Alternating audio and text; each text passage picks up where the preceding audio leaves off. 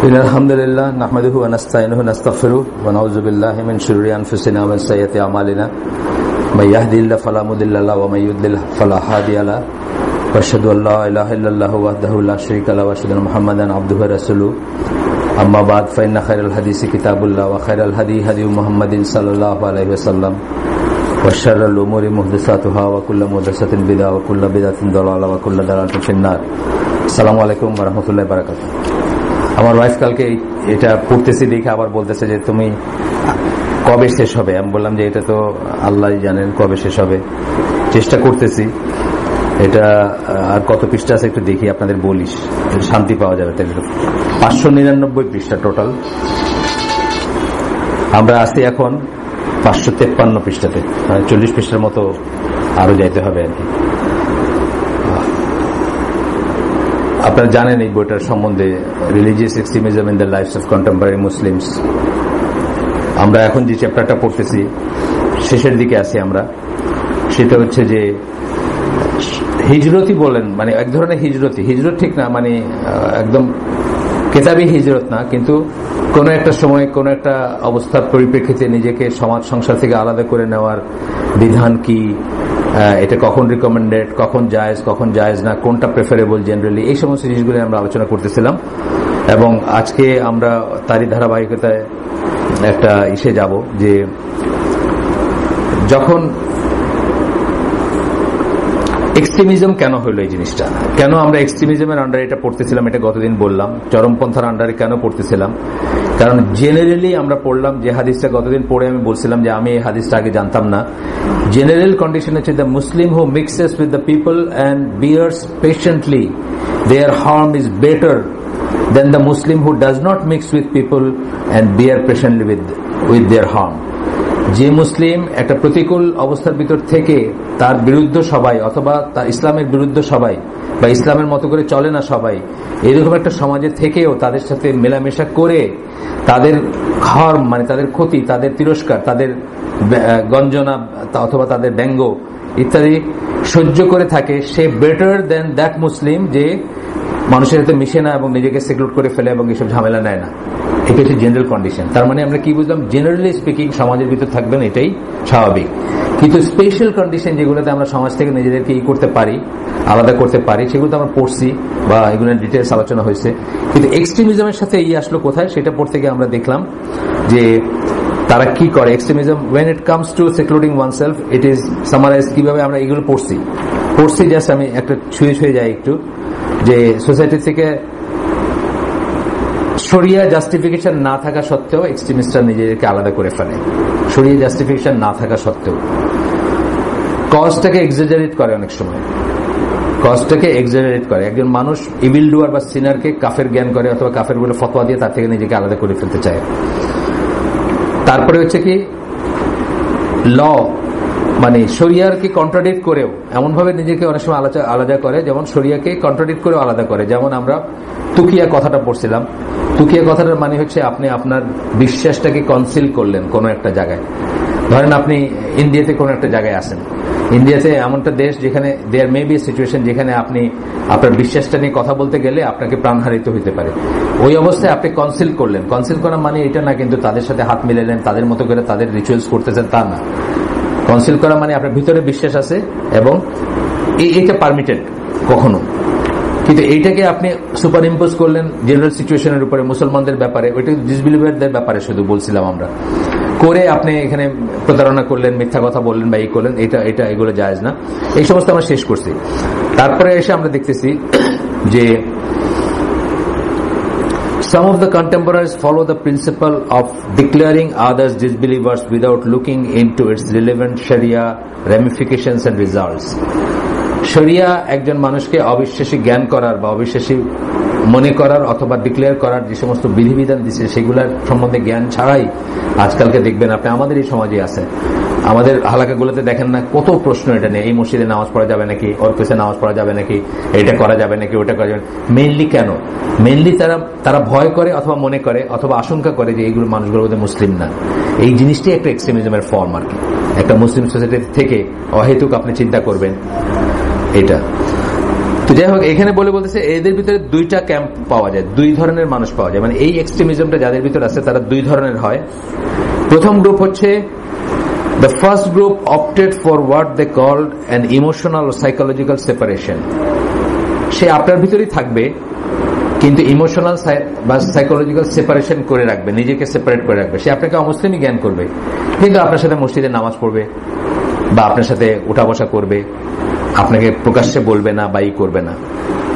আরেকটা গ্রুপ হচ্ছে যারা কমপ্লিট সেপারেশন করবে, মানে আপনার সাথে বাইরেও মিশবে না, ভিতরেও মিশবে না, বাইরেও মিশবে না, সে নিজেকে কমপ্লিটলি আলাদা করে ফেলবে। এই দুই ধরনের দেখা গেছে হিস্ট্রিতে বা এখনো ই করা যায়। প্রথম গ্রুপটা যারা, তারা এটাকে বলে কি ইমোশনাল সেপারেশন বা মনে মনে separation. Again is warring they would remain next to the Muslim in their worship, মানে নামাজ পড়বে মসজিদে, and social interaction, আপনার সাথে কথাবার্তা বলবে, while along believing that those Muslims are disbelievers, কিন্তু বিশ্বাস করবে যে আপনি আসলে মুসলিম না। এরকম তো অনেক আছে, এখানে আছে, আমাদের পরিচিতের ভিতরে আছে। পরিচিত বলতে আমি নামে পরিচিত না, কিন্তু আমরা তাদের চেহারা চিনি, তারা আমাদেরকে চিনি, এরকম আছে। But without making that belief known, কিন্তু এটাকে প্রকাশ করবে না। যেমন ধরে আমরা যেসব আলেমদের সাথে এখানে বসি, আমার জ্ঞানে এরা বাংলাদেশের শ্রেষ্ঠ আলেম যারা আমাদের এখানে আসেন হালাকায়, কিন্তু এদের পেছনে নামাজ হবে না এরকম কথা কিন্তু প্রচলিত আছে। এরা মর্জিয়া, এদের পেছনে নামাজ হবে না এরকম কথা প্রচলিত আছে। সেই কথা কি আর এখানে হালাকায় এসে কেউ প্রকাশ্যে বলতেছে না, কিন্তু মনে মনে কিন্তু জ্ঞান করতেছে যে এই লোকের পিছে, এই লোক তো আসলে এটা না, এই লোক তো আসলে এরকম না। একটা প্রশ্ন ছিল জাকারিয়া ভাইকে কয়েকদিন আগে, একটা হালাকায় জাকারিয়া ভাইকে বলছেন যে মুরজিয়াদের ব্যাপারে একটু নসিহা করেন। জাকারিয়া ভাই কিন্তু ঠিকই টোনটা বুঝছেন, বুঝে কিন্তু উনি পরিষ্কার করে দিয়েছেন জিনিসটাকে। মুরজিয়াদের মানে অনেক সহি আকীদার লোক আছে যারা মুরজিয়া, তাদের ব্যাপারে একটু নসিহা করেন। ছিল না একটা প্রশ্ন একদিন, কে ছিলেন এখানে আমি জানি না, ছিল একদিন, এই তো গত 2-4 ভিতরে একটা ছিল। তা এখন তার আকীদা সম্পর্ক জ্ঞান কতটুকু দেখেন। সহি আকীদার লোক কি মুরজিয়া হইতে পারে? মুরজিয়া হলে তার আকীদা সহি থাকলো না, বুঝছেন না? মুরজিয়া যদি কেউ হয়, তার মুরজিয়া কি, যে মনে করে অ্যাকশনের কোনো দরকার নাই, খালি মুখে বললেই হবে লা ইলাহা ইল্লাল্লাহ বা আশহাদু আল্লা ইলাহা ইল্লাল্লাহ বা আশহাদু আন্না মুহাম্মাদান আবদুহু রাসূলুহু, একবার বলছি আমি, বাস আমার ইমান হয়ে গেছে, আমার ইমান সেফ, আর কার্যে পরিণত করার কোনো দরকার নেই। তো এটা কি সহি আকীদা হবে কোনোদিন? এটা যদি কেউ রিয়েলি হয়, সেটা সহি আকীদার লোকই না। তো এটা বলার কোনো মানে আছে নাকি? আমার সহি আকীদার অনেক ভাইরা আছেন যাদের মুরজিয়া এই পোষণ করেন, তাদেরকে একটু নসিহা করেন। প্রশ্নটাই তো ভুল বা এই রিকোয়েস্টটাই ভুল। আসলে উনি যিনি লিখছেন এটা, আসলে উনি এখানে একটু মেসেজ দিতে চাইছিলেন না যে আপনারা তো অন্য কিছু বলেন না, খালি শান্তির কথা বলেন, এটাই মেসেজ দিতে চাইছেন। জাকারিয়া ভাই ঠিক বুঝছেন এটা, বুঝে খুব সুন্দর করে আনসার করছেন। ওয়ালাইকুম সালাম।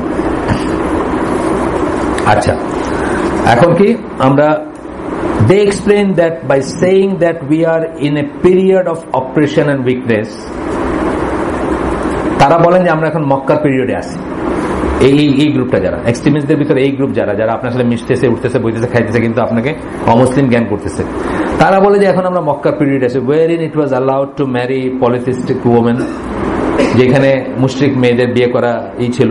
এইখানে আমাদেরকে, আপনার যদি মুসলমান মনে না করে, তা আপনার মেয়ে বোনকে বিয়ে করতেছে মানে কি মুশরিকরে বিয়ে করতেছে, তো এইটাই তো জ্ঞান করে বিয়ে করতেছে আছে। কিন্তু আপনার রিয়েল লাইফ ঘটনা বলবো, আগেও বলছি, পরে বলবো, এখানে একটা ঘটনা আসবে পরে। ডিভোর্স ছাড়া মাকে বোনকে আর এখানে বিয়ে দিচ্ছে, তো তাগুত, হাজবেন্ডটা তাগুত না, সরকারি চাকরি করে, তাগুতের সাথে তো নর্মালের বিয়ে হয় না, সুতরাং ডিভোর্সেরও দরকার নেই, বিয়ে তো ভেঙেই গেছে, আর এখানে বিয়ে দিচ্ছে। এটা এই সমাজে আছে নওয়াজবিল্লাহ। মানে আমি চিন্তা করতেছি, মানে ইখলাস, অ্যাপারেন্ট ইখলাস, ওই যে খারিজি সম্বন্ধে কিন্তু এটাই বলছে যে তাদের নামাজ দেখলে আপনি লজ্জা পাই যাবেন। আসলে কিন্তু আমি লজ্জাই পাইছি, যে 2-1জনকে আমি চিনি, তাদের নামাজ দেখে আমি লজ্জা পাইছি, কিন্তু তাদের কণ্ঠের নিচে নামবে না। তাদের ফেইথ বলেন, কোরআন বলেন, যা পড়বে, যা প্রিচ করবে, এটা গলার নিচে নামে না। অর্থাৎ তারা ভেতরে ঢুকে না, তারা এটা শুধু সারফেস। তারা একটা খেজুরের জন্য করে, কিন্তু মানুষ হত্যা করতে তাদের হাত কাঁপে না। একটা খেজুর কার গাছের খাইছে, এটা কি জিজ্ঞেস করছিলেন নাকি? না, জিজ্ঞেস করা হয় না, এটা নিয়ে টেনশনে মারা যাচ্ছে, কিন্তু মানুষ মাইরে ফেলতেছে। ওই যে ঘটনাটা, ফেমাস ঘটনা আছে না একটা, আলী রাদিয়াল্লাহু আনহুর সময় মানুষ তো মারছে, মহিলার পেট কেটে সেই বাচ্চাটাকেও মাইরে ফেলছে, মুসলিমকে মারতেছে কিন্তু in the name of Islam. কিন্তু একটা খেজুর খেয়ে চিন্তা করতেছে, এটা ওনারকে জিজ্ঞেস করা হয়নি। এই হবে তাদের সম্বন্ধে এরকম প্রেডিকশন আছে। যাই হোক, They claim that this period is like the Meccan period, a period of weakness and oppression. এটা হলো একটা মানে জুলুমের পিরিয়ড এবং একটা ফিতনার পিরিয়ড, এই সময় এসব করা যাবে। One of the proponents of the principle of emotional separation stated explaining the reasoning behind the view. এই একজনের কথা বলতেছেন যিনি এই মতটাকে প্রপাগেট করতেন। এনারা সব এক্সট্রিমিস্ট ছিলেন। ইনি পরে অবশ্য এনার নাম দিয়ে দিয়েছেন এখানে, ইনি পরে এখান থেকে ফিরে আসছেন, পরে আর এই মতবাদ পোষণ করতেন না। কিন্তু যখন পোষণ করতেন, আল আজহারের স্টুডেন্ট উনি, যখন পোষণ মানে এই মতবাদ করতেন, শায়েখ আলী আব্দুল ইসমাইল পরবর্তীতে উনি এটা ডিজোন করছেন। এরকম অনেক স্কলাররা আছেন, আপনি জানেন কিনা জানি না, যারা একসময় যেটা প্রিচ করছেন জীবনের শেষে তওবা করছেন। যেমন আশারি, যার কথা বলি, আবুল হাসান আল আশারি, উনি কিন্তু জীবনের সমস্ত কাজকে ডিজোন করছেন মৃত্যুর আগে, তওবা করছেন এবং বলছেন যে আহমদ বিন হাম্বল আমার ইমাম, উনি আহমদ তো আহলে সুন্নাত জামার ইমাম, উনি যা বলেন ওনার ফলোয়ার, আমার আগের সব ফিলোসফি বাদ বা আগে যা বলছি বাদ, কিন্তু ওনার ফলোয়াররা রয়ে গেছে। ওনার স্টুডেন্টরা বাংলাদেশ পর্যন্ত নিয়ে আসছে। বাংলাদেশের যারা হানাফি মুসলিম তারা প্রধানত দুই রকমের, জানেন তো আপনারা হয়তো জানেন। বাংলাদেশের মুসলিমরা কিন্তু আসলে হানাফি না, আমরা যে হানাফি বলি অ্যাকচুয়ালি হানাফি না, তারা ফিকে হানাফি, আকিদায় তারা আইদার আশারি আর মাতুরিদি। এই দুইটাই হচ্ছে যারা আল্লাহর সিফাতকে অস্বীকার করতো, আল্লাহর 5-6টা সিফাতের বাইরে বাকিগুলোকে অস্বীকার করতো। যে আল্লাহ হাসবেন কেন, আল্লাহ রাগ করবেন কেন, এগুলো তো হিউম্যান দুর্বলতা, হিউম্যান ক্যারেক্টারিস্টিক, এরকম করে অনেক যুক্তি আছে। যাই হোক, আমি ডিটেলসে গেলাম না। তো আশারি এবং মাতুরিদি, তারা বাংলাদেশের মানুষরা জেনে হোক না জেনে হোক আকিদায় তারা আইদার আশারি আর মাতুরিদি, আর ফিকে তারা হানাফি। তারা কিন্তু আকিদায় হানাফি না, সেটা সেই হিসাবে আমরা তাদেরকে হানাফি ডাকাটাও ভুল। হানাফি না তারা আকিদায়। ফিকুল আকবর বইটা পড়েন আব্দুল্লাহ জাহাঙ্গীর, তাহলে বুঝবেন যে তারা আকিদায় হানাফি না বাংলাদেশের মুসলিমরা। যাই হোক, এখন কথা হচ্ছে যে এই যে আশারি বা এই যে দ্বারা এনারা কেউ সবাই না, আশারি যেমন তার সমস্ত কাজকে ডিজাইন করছেন, এবং আশারির পরবর্তীতে যিনি, আশারির মিশনটা প্রথমে কি ছিল, মুতাজিলা এবং ফালসুফা যারা ফিলোসফি প্রপাগেট করতে, যারা মানে গ্রেকো রোমান ফিলোসফি থেকে জিনিসপত্র নিয়ে এসে এখানে তাদেরকে রিফিট করা, তাদেরকে প্রতিরোধ করা। কারণ ইসলামের 12টা কখন থেকে বাঁচতে শুরু করছে, আমি একদিন কথা প্রসঙ্গে শহীদুল্লাহ খান মাদানির সাথে, খুলে রাখেন, এটা অসুবিধা নেই, আপনি ওইদিকে বসেন, এটা খুলে রাখেন, সরে বসেন দরজা থেকে, দিয়ে চেয়ারে বসেন, অসুবিধা। তো ওই 12টা কারা বাজে, কখন থেকে 12টা বাজতে শুরু হয়েছে ইসলামের, যখন থেকে ফালসুফা আসছে। ফালসুফা মানে ফিলোসফি ঢুকছে ইসলামের ভিতরে। কোন ফিলোসফি?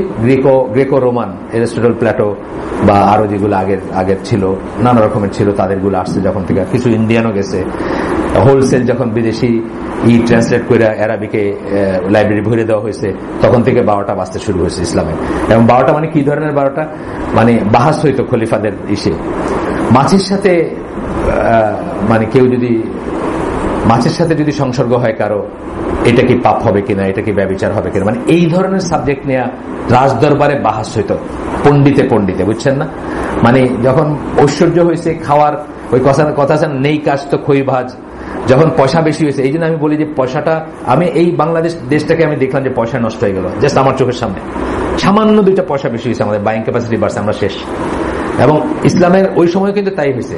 ওমর রাদিয়াল্লাহু আনহু বলছি আপনাদেরকে আগে গল্প, যেদিন ওই পারস্য সম্রাটের ফজরের নামাজের পরে ওটা তেরপাল দিয়ে ঢাকা ছিল, ঐশ্বর্য খোলা হইলো, উনি তখন ঝরঝর করে কাঁদতেছিলেন যে এই স্টার্ট অফ ফল শুরু হইলো আমাদের, মানে এই আমাদের পতনের সূচনা হইলো, এই যে ঐশ্বর্য আসতেছে।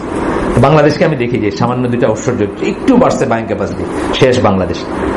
77% না, 77% স্কুল গোয়িং ছেলে বাংলাদেশের, মানে আরবান ঢাকার 77% স্কুল গোয়িং ছেলে পর্নোগ্রাফি দেখে, পর্নোগ্রাফিতে অ্যাডিক্টেড ঢাকার।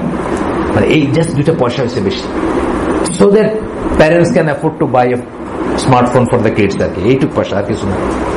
এইটুক আমাদের এই ইসলামী স্কুলে ক্লাস 2 এর ছেলেরা ইউটিউব নিয়ে গল্প করে, সামান্য 2টা পয়সা বেশি হয়েছে, আর কিচ্ছু না। আপনি দেখেন, it all goes back to এটা। তো এখন ওই সময় আর কি এইরকম একটা দুরবস্থার সময় আবুল হাসান আল আশারি উনি ডিসাইড করলেন যে এদেরকে প্রতিরোধ করতে হবে, মেইনলি ফিলোসফি যারা এই করে। ঠিক তার পরপরই তার ছাত্র বা তার সমস্যা, মানে ছাত্রদের গ্রুপের মানুষ আবু হামিদ আল গাজালি, মানে ইমাম গাজালি যাকে আমরা বলি, উনিও কিন্তু একই মোটিভ নিয়ে শুরু করছিলেন যে ফিলোসফারদের করতে হবে। এবং ওনার খুব ফেমাস একটা বই আছে, এখানে আমি আগেও উচ্চারণ করছি নামটা, তাহফুতুল ফালাসিফা বইটার নাম, ইনকোহারেন্স অফ দ্য ফিলোসফার্স। এটা দিয়ে উনি কিন্তু মানে প্রচন্ড রকম ক্ষতি করছিলেন তৎকালীন স্প্যানিশ ফিলোসফি, মানে স্প্যানিশ স্কলার কিছু যারা ফিলোসফি করতো তাদের, এবং ওইখানে যারা ফিলোসফার চর্চা করতো এসে আপনার বাগদাদে বা অন্যান্য সেন্টারগুলোতে, তাদেরকে প্রচন্ড একটা বাড়ি দেওয়া, যেটাকে বলি ঢাকাইয়া ভাষায় বাড়ি দিয়েছিলেন। কিন্তু আনফর্চুনেটলি উনি নিজে আবার একটা ফিলোসফির জন্ম দিয়েছিলেন। মানে ওনার লেখাগুলো কিন্তু সুফি এবং একটা অন্যরকম ফিলোসফিক্যাল ব্যাপার ছিল, যেটাকে আহলে সুন্নাত জামার সমস্ত স্কলার ভ্রান্তি মনে করেন। এবং আশারি যেরকম তওবা করছিলেন এবং ফিরে আসছিলেন, গাজালি এরকম কিছু করছেন বলে কারো জানা নাই। যেন গাজালির সম্বন্ধে যখন ইসলাম কি বা অন্য জায়গায় লেখা দেখবেন, সেখানে বলবেন যে ওনার এইগুলা ভ্রান্ত ছিল কাজগুলা, এবং উনি তওবা করছেন বলে আমাদের জানা নাই। সুতরাং আমরা বড় গলায় বলতে পারতেছি না যে উনি আহলে সুন্নাত ওয়াল জামার একজন বা আকীদা পোষণ করতেন, কিন্তু আমরা তার জন্য দোয়া করি আল্লাহ যেন তাকে মাফ করে দেন, যেটা for every Muslim we should do.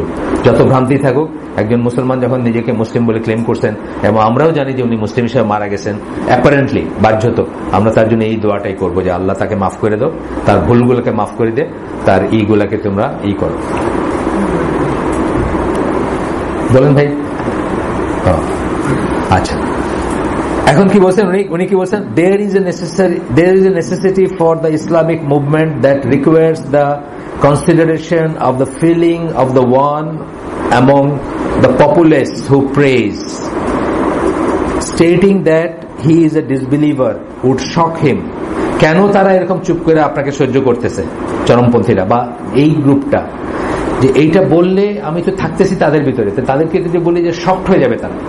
আমি আপনার বলি মাসুদ ফোকান ভাই আপনি মুসলমান নাই, আপনার হোয়াটস রং, কি হচ্ছে আমার, বুঝছেন না? এইরকম বহু এই বয়সের পোলাপান পাওয়া যাবে যে তার বাপের মুসলমান মনে করে না। আমি একজনকে চিনতাম, স্ট্রেট হয়ে সে বলতে তার বাপ মুসলিম না। আমি একজনকে চিনতাম, সে বলতে যে আমার বাপ তো, বুঝছেন না, ব্যাংকে চাকরি করতো বা কিছু, মানে ওই জন্য না, শুধু ব্যাংকে চাকরি করার জন্য, মানে ওনার আকীদা মানহাজ নিয়ে তর্ক হইতো, বাপের ছেলে বলতো আমার আব্বাই না। আচ্ছা, stating that he is a disbeliever would shock him. Therefore we apply the principle of an emotional separation. তাই সেই জন্য আমরা কি করি? ইমোশনাল সেপারেশন করি, অর্থাৎ ভিতরে ভিতরে আমরা সেপারেট, বাইরে সেপারেট না, ভিতরে ভিতরে আমরা সেপারেট থাকি। এইটা হলো এনার নাম তো বললামই আপনাদের। One can summarize some of the heretical ideas of the people of emotional seclusion in the following. মানে তাদের আইডিয়াগুলো হেরিটিক্যাল কি বলি আমরা? হেরেসির কথা প্রাইমারিলি বলবো বিদাত, কিন্তু আসলে বিদাত ভ্রান্ত মতবাদ যত কিছু আছে সবকিছুর হেরেসির ভিতরে আমরা আনতে পারি, এটা এমনই একটা শব্দ আর কি। তো এখানে কি বলতেছেন, কি এগুলো সামারাইজ করতেছে তাদের মতবাদগুলো। কারা? যারা বলতেছে এই সমাজের ভিতর থেকে আপনাকে কাফের জ্ঞান করবে, ইয়াত মুখ খুলে করে দিন বলবে না, আপনার সাথে উঠবে বসবে, কিন্তু ভিতরে ভিতরে আপনাকে আলাদা মনে করবে। আচ্ছা, one prays behind the imam with the outward form while inwardly having the intention of praying individually. শুধুমাত্র বাহ্যত সে ইমামের পিছনে পড়ে, কিন্তু ভিতরে ভিতরে তার এই ইন্টেনশন হচ্ছে সে একাই পড়তেছে নামাজ। আপনাদেরকে একটা মজার গল্প আমি বলছি আগেও, শামীম আর আমি এটা শেয়ার করি। আমরা দুইজন তৃতীয় আরেকজনের সাথে কোন এক জায়গায় ট্রাভেল করতেছিলাম, তো তৃতীয় আরেকজনের সাথে ছিল, আমাদের জন্য কসর হয় আর কি। তা আমি কসরে জোহর আসর একসাথে পড়ে ফেলছি, আর শামীম পড়ে নাই। সে ওই মসজিদে গিয়া আপনার জামাতে পড়তেছে, সে পড়ে নাই, সে ঘুমাইছিল বা কিছু একটা পড়ে নাই, তার সাথে আরেকজন ছিল। তা আমি দেখি আসরের পরে অনেক দেরি হচ্ছে বাইরেতে, আমি তো বাইরে হাঁটতেছি, আমার তো কিছু করার নেই। তা আমার একটু কেমন জানি বিরক্ত লাগছে। আমি স্বামী বাইরের পরে বললাম যে কি ব্যাপার, আসরের পরে তো আর কোনো নফল সালাত নাই, আর তো কিছু নাই, এত দেরি হওয়ার কি আছে? আর আমরা তো ট্রাভেলিং এ আছে এখানে। বলছে না, ওই ছেলেটা আবার নামাজ রিপিট করছে, কারণ তার মনে হয়েছে আরেকজন যে থার্ড পার্সন আসর, সে আবার রিপিট করছে কেন? তার মনে হয়েছে এই ইমামের পিছনে তার নামাজ হবে না। এই কথাটাই বলতেছে এখানে। আমি পড়তেছি, কিন্তু আমি তাকে কাফের জ্ঞান করি, মুসলিম জ্ঞান করি না। এবং আমি এই জন্য আবার তার হঠাৎ করে নামাজের পরে বা নামাজের ভিতর সন্দেহ হয়েছে যে না, তার কথাটাই বোধ হয় বেশি, তাহলে তার নামাজ হয় নাই। সে যদি ইমাম যদি রিয়েলি নন মুসলিম হয়, তাহলে তো নামাজ হবে না আমাদের, যদি আমরা জানি যে সে নন মুসলিম। তখন সে কি করলো, সে আলাদা করে আবার 4 রাকাত নামাজ পড়তে গিয়ে দেরিটা হয়েছে, যেই জন্য আমি বাইরে হাঁটতেছি আর ও আটকায় ছিল। আর তো এইরকম মানুষ আছে এখানে। এবং সবচেয়ে দুঃখের কথা কি, এরা একটু বসে কোনোদিন কিন্তু তাদের মনের সন্দেহগুলোকে নিরসন করার জন্য ঠান্ডা মাথায় বসে যে কোনো একজন স্কলার সাথে বসবে একটা একটু, আমি কিন্তু এরকম অ্যারেঞ্জ করতে চাইছি, এরকম প্রশ্ন করে যারা বেশি, আমি অ্যারেঞ্জ করতে চাইছি যে যদি প্রশ্ন করা বন্ধ করো তাইলে আমি বসার ব্যবস্থা করে দেবো। বন্ধ করো মানে তুমি প্রশ্ন করবা, 10টা প্রশ্ন নিয়ে আসবা, 1 2 3 4 5 6 7 8 9 10, প্রত্যেকটার উত্তর দিবে দলিল সহ, কিন্তু তারপর তুমি প্রশ্ন করা বন্ধ করে দিবে। মানে এই যে প্রশ্ন করো যেগুলা এন্ডলেস প্রশ্ন করে না, এগুলো বন্ধ করে দিবা। রাজি হয় না, কারণ সে জানে যে তার ভিতরে ডিজিজ আছে, মানে আরো আসবে আরো আসবে। যখন এইসব জিনিসগুলো হয় দেখবেন আপনি একটা খুলে দিলেন, আপনি তারপর একটা প্রশ্ন, তারপর একটা আসবে, তারপর একটা প্রশ্ন। তা আমরা এখানে অনেকদিন ধরে হালাকা চলে, তো আমাদের কত বছর, 8 বছর।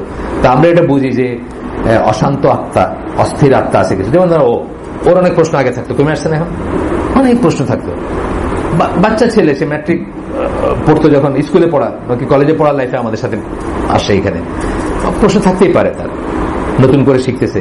কিন্তু অ্যাজ টাইম গোজ কি হবে, যে রিসেপটিভ তার প্রশ্নটা কমে আসবে, সে বুঝবে যে প্রশ্ন করে দিন শিখা যায় না, প্রশ্ন করে ক্ল্যারিফাই করা যায়, কিন্তু দিন শিখতে হবে মেথডিক্যাল পড়াশোনা করে, এই আর কি। যাই হোক, তো এখন কথা বলতেছে যে we pray behind them on an outward level only. এটা ওদের কথা, ওদের কোটেশন এখন আসতেছে। প্রথমটা আমি বললাম, এখন ওদের কোটেশন আসতেছে। We pray behind them on an outward level only, মানে বাধ্যতা আমরা তাদের পিছনে নামাজ পড়ি। This is by each of us having the intention to pray by himself while behind the congregation. কিন্তু আমাদের ইন্টেনশন হলো আমি নিজেই পড়তেছি নামাজ, যদিও জামাতে আছে কিন্তু আমি আসলে জামাতে নাই। He follows the imam in his outward action, মানে উঠা বসাতে ফলো করে ইমামকে, and he stands and sits with the imam. However, in his mind he is not following him, কিন্তু মনের ভিতরে সে তাকে ফলো করে না।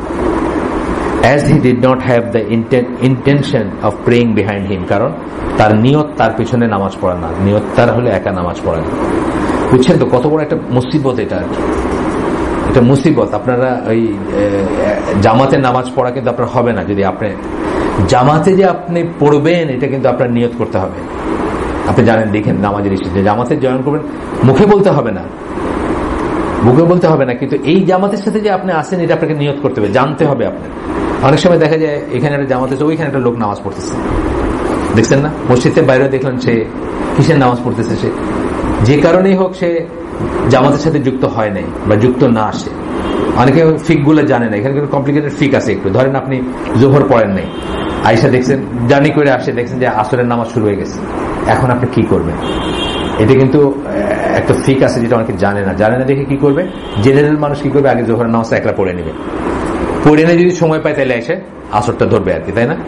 কিন্তু আসলে ফিকটা হচ্ছে যে আপনি আসর আলাদের সাথে জোহর পড়তে পারেন, তারা আসর পড়তেছে, আপনি নিয়ত করবেন যে আমি আমার জোহরের নামাজটা তাদের সাথে পড়বো, জোহরের নামাজ পড়ে তারপরে আবার আপনি আসর পড়তে পারেন, বুঝছেন তো? মানে ধরেন তারাবি পড়তেছে, এটা আরেকটু খুলে বলি, তারাবি পড়তেছে, আপনি এসা পড়েন নাই, তারাবির নামাজ দাঁড়ায় গেছে, আপনি কিন্তু ওই তারাবির জামাতের সাথে চাইলে, এটা খুব সবাই মত না, এটা বিশেষ কিছু আলেমের মত, বাট এই মতটা আপনি সৌদি আরব গেলে দেখবেন অহরহ মানুষ পড়তেছে এইভাবে নামাজ, শুধু ওদের সাথে না, আপনার সাথে এসে দাঁড়ায় যাবে।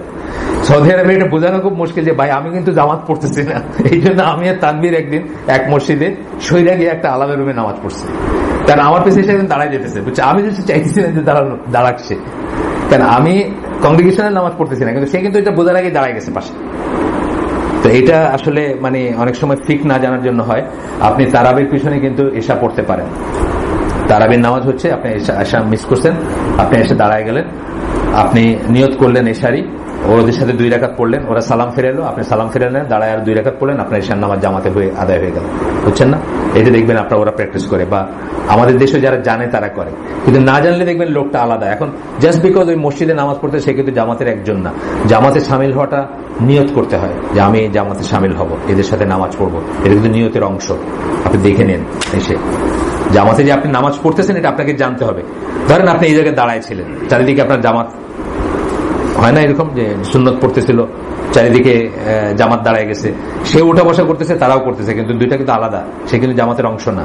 এই জন্য জামাতে যে আপনি নামাজ পড়তেছেন জানতে হবে আপনাকে।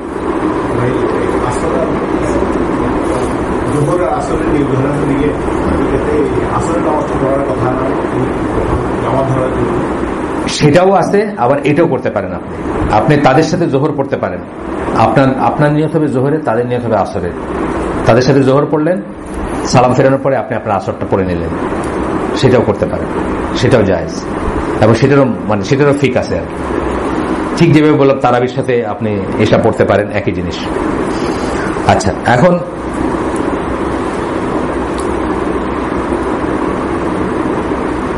তবে যদি ছাড়েন তাহলে আসরটা আগে পড়বেন আর জামাতটা আগে পড়বেন আর কি। ওইটা ভুল যে জামাতকে ছেড়ে আপনি আলাদা করে আপনার জোহর আগে পড়লেন, সেটা ভুল আর কি। যদি আসর আপনি এইভাবে পড়েন, ওই ফিকটা যদি ফলো না করেন, আপনি যদি আসর পড়েন আগে, মানে আপনি যদি এখন চলে আসছেন মসজিদে, আয়সা দেখতেছেন আসরের নামাজ দাঁড়ায় গেছে, আমি যে ফিকটা বললাম যে আপনি ওইটার সাথে ওই নিয়ত করে পড়তে পারেন, সেটা যদি না ফলো করেন তাহলে আপনি আসরটাই আগে পড়বেন, জোহরটা পরে পড়বেন, আলাদা করে জোহর পড়বেন না। কারণ ইকামত হয়ে গেছে, এখন আপনি আলাদা করে জোহর পড়বেন না, আগে আসরটা পড়বেন, তারপরে জোহরটা পড়বেন, যদি সেরকম সিচুয়েশন হয়। আচ্ছা, however in his mind he is not following galo eta intention praying, we must separate from him as his congregation in our souls by an emotional psychological separation. এটা হলো যারা এই এক্সট্রিমিস্ট মতটা ফলো করে তাদের কথা, আমাদের কথা না এটা, যে আপনি শুধু ইমোশনালি নিজেকে আলাদা করবেন কিন্তু ফিজিক্যালি তাদের সাথে পড়বেন। আচ্ছা, 2 নম্বর বলতেছে it is permissible to lie and show, মানে তাদের ফ্যালাসি গুলা বলতেছে, তাদের এই হেরেটিক্যাল আইডিয়া, এই যে এই আইডিয়াটা হেরেটিক্যাল আইডিয়া, আপনি কি করে একটা জামাতের বিরুদ্ধে থেকে জামাত থেকে নিজের আলাদা রাখতে পারেন, তাই না? যদি আপনি সেটা করেন, সেই মানুষ আপনার নামাজ, আপনার এই লোক যত ভুল করো, কবিরা গুনাহকারী, আপনার নামাজে কোনো ক্ষতি হবে না। কবিরা গুনাহকারী হলে আপনার নামাজে কোনো ক্ষতি হবে না, আপনি তার পেছনে নামাজ পড়বেন। যদি সে কোনো ভুল করে, তার যদি আমি শুনছি, অনেকের গল্প শুনছি বা অনেকের সম্বন্ধে কমপ্লেন শুনছি, ঠিক মতো অজু করে নেই, নামাজে দাঁড়ায় গেছে, বা অজু করেই নেই, ঘুম থেকে উঠে দাঁড়ায় গেছে, এরকম শুনছি। একদিন আপনি দেখছেন বা কেউ দেখছে, কেউ আইসা বলছে, আরেকদিন নামাজ পড়ার সময় আপনার এটা নিয়ে সন্দেহ করার কোনো কারণ নেই, আপনি নামাজ পড়বেন। যদি সে অজু না পড়ে থাকে, তার গুনাহ, সমস্ত গুনার ভাগীদার সে হবে, আপনার কোনো সমস্যা নেই। আপনি তখনই নামাজ ত্যাগ করবেন কারো পেছনে যখন আপনি নিশ্চিত যে সে আর মুসলিম নয়। এটা নিশ্চিত হওয়ার কোনো সহজ রাস্তা নাই আমাদের কাছে, এটা অ্যাজিউম করে করা যায় না। হ্যাঁ, তবে এটা ঠিক যে আপনি অনেক কিছু দেখছেন, সে তাবিজ দেয়, সে এটা করে, সে ওইটা করে, সে দোয়া পড়ে, সে মানে যেগুলো বেদাতি জিনিসগুলো, আপনি যদি আপনার চয়েস থাকে, একটা মসজিদ আছে পাশে, সেখানে পড়তে পারেন। কিন্তু জাস্ট বিকজ আনফাউন্ডেড কিছু জিনিসের উপর আপনি অ্যাজিউম করলেন যে সে মুশরিক হয়ে থাকতে পারে, এই জন্য তার পিছনে নামাজ পড়া বাদ দিয়ে কংগ্রেগেশন ত্যাগ করবেন, সেটা উচিত না। নিশ্চিত দলিল থাকতে হবে যে সে মুশরিক বা সে মুসলিম না। 2 নম্বর, it is permissible to lie and show something that contradicts their beliefs. এটাও কিন্তু একটা ভ্রান্ত ধারণা তাদের ওই এক্সট্রিমিস্টরা মনে করে মিথ্যা কথা বলা এবং যা বিশ্বাস করে তার কন্ট্রাডিক্টরি কিছু করাটাও জায়েজ আছে। আমরা কি পড়ছি তুকিয়ার ব্যাপারে? তুকিয়া হবে শুধুমাত্র নন বিলিভারদের ব্যাপারে, আপনি আপনার এই বিশ্বাসকে কনসিল করতে পারেন, কিন্তু আপনি তাদের একজন দেখাইতে গিয়ে তাদের মতো কিছু করতে পারেন না, তাদের কোনো জিনিসে অংশগ্রহণ করতে পারেন না।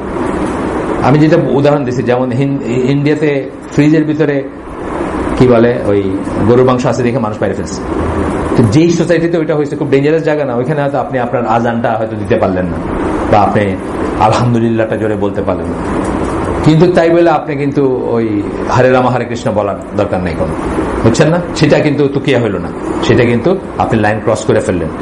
সেই কথাটাই আবার এখানে বলছে, ওরা মনে করে, মানে এই ধরনের এক্সট্রিমিস্ট যারা, তারা মনে করে যেটা পারমিসিবল, আপনি একটু মিথ্যা বলতে পারেন অথবা আপনার বিশ্বাসের পরিপন্থী জিনিস আপনি দেখাইতে পারেন। They may continue with a marriage contract although they believe that those wives are disbelievers.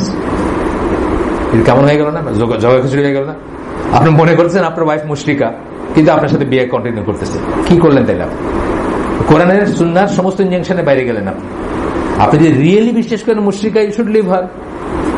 আর যদি বিশ্বাস না করেন সে মুশরিকা না, আপনি এসব করার কোনো কারণ নেই, কিন্তু আপনি মনে করতেছেন যে সে মুশরিক, কিন্তু তার সাথে আপনি বিয়ে কন্টিনিউ করে যাচ্ছেন। They may also eat the meat slaughtered by those they believe to be disbelievers. তার বিশ্বাস করে ডিসবিলিভার্স, মনে করতেছে ডিসবিলিভার, কিন্তু তার জবাই করা গোশত খাইতেছে, মানে সবটুকু হলো কন্ট্রাডিক্টরি ব্যাপার। আর কেন আসতেছে এটা আপনাকে কেউ অবিশ্বাসে মনে করতে বলেনি। প্রথম কথা, আপনি নিজের থেকেই মনে করতেছেন উইদাউট এনি হুজ্জা, আবার নিজেই কিন্তু তার সাথে থাকতেছেন, তার জবাই করে গোশত খাইতেছেন, তার সাথে ঘর করতেছেন, হোয়াটএভার যা কিছু আর এটাই বলতেছেন যে এইগুলা হলো হেরেটিক আর কি। 3 নম্বর হচ্ছে they avoided announcing a judgment of disbelief upon the people. তারা কিন্তু মানুষকে অ্যানাউন্স করে না যে এরা ডিসবিলিভার। অ্যানাউন্স করা যেটা বলতেছে, এরাই হলো সেই গ্রুপটা যারা অ্যানাউন্স করে না কিন্তু মনে করে। They said, what is important to us is not to declare a fixed judgment upon the people. It is a must to avoid that at the present time in order not to incite the people against us. মানুষ যেন আমাদের বিরুদ্ধে না চলে যায়, সেই জন্য এটা এখন লুকানোর দরকার আছে। এই জন্য আমরা এটা জাজমেন্ট প্রনাউন্স করবো না, মুখে বলবো না। This is because they use as proof the statement of juries which are not sound and they use them in wrong ways. এমন কিছু মতবাদকে তারা ইউজ করে, মানে যেগুলাকে কোট করে, যেগুলো সাউন্ড না অথবা যেগুলা ভুলভাবে টুইস্ট করে কোট করে, সেগুলো কোট করে তারা তাদের এগুলোকে জাস্টিফাই করে। আমরা বললাম না সূরা জুমার, আমরা এখানে পড়ছি, আপনারা যারা ছিলেন, সূরা জুমার একটা আয়াতকে কোট করে তারা বলে যে আমরা নিরক্ষর জাতি, আমরা নিরক্ষর থাকাটাই আমাদের দরকার। ওয়ারেজ আমরা এখানে পড়ছি সেটা আমরা দেখলাম যে কি রাসূল সাল্লাল্লাহু আলাইহি ওয়াসাল্লাম হাইলি অ্যাপ্রিশিয়েট করতেন পড়াশোনাকে, সো মাচ সো দ্যাট বদরযুদ্ধের পরে যুদ্ধবন্দীদের র্যানসাম হইলো যে এত কয়জনকে শিক্ষিত করলে তুমি ফ্রি। এটা কখন করে মানুষ? যখন সে বিশ্বাস করে যে এটা দরকার আছে, যখন সে অ্যাপ্রিশিয়েট করে এই জিনিসটা। তিনি উম্মি ছিলেন, তাতে কি হয়েছে? তিনি তো সবাইকে উম্মি বানাইতে চান, বলেন না যে উম্মি হয়তো খুব গ্রেট খুব কিছু, কখনোই বলেন না। বরং ফরেন ল্যাঙ্গুয়েজ, এমনকি হিব্রু ল্যাঙ্গুয়েজও প্রয়োজন বেঁধে মানুষকে শিখতে বলছেন, তাই না? যখন প্রয়োজন হয়েছে বিচার আচার করবেন ইহুদিদের, তাদের হয়তো জানার দরকার আছে, সবাই জানে না, পার্টিকুলার পার্সনকে বলছেন যে তুমি জেনারেলি এনকারেজ করেন না, পার্টিকুলার আজও আমরা সেটা বলি। আজও তো আমরা ইংলিশকে হারাম জ্ঞান করি না, আমরা বলি যে যতটুকু প্রয়োজন ততটুকু শিখেন। একজন জাপানিজ যতটুকু শিখে, জাপানিজ দেখে টেকনোলজির হাইয়েস্ট ইসে আছে না। আমি আপনাদের বলছি বলতে যা এখানে মেকানিক্যাল ইঞ্জিনিয়ার আছে নাকি কেউ? মেকানিক্যাল কেউ না, সিভিল না। আমি আপনাদেরকে বলছি যে উডওয়ার্ড বলে একটা কোম্পানি আছে, Woodward governor, American company. Governor খুব, হ্যাঁ ওয়ালাইকুম সালাম, গভর্নর খুব কমপ্লিকেটেড একটা যন্ত্র আর কি, খুবই কমপ্লিকেটেড। মানে এতটুকু একটা যন্ত্রের ভিতরে ধরেন হয়তো 5000 কম্পোনেন্ট আছে, মানে এত কমপ্লিকেটেড, খুব ফাইন জিনিস। তা আমাদের গভর্নর নষ্ট হইলো।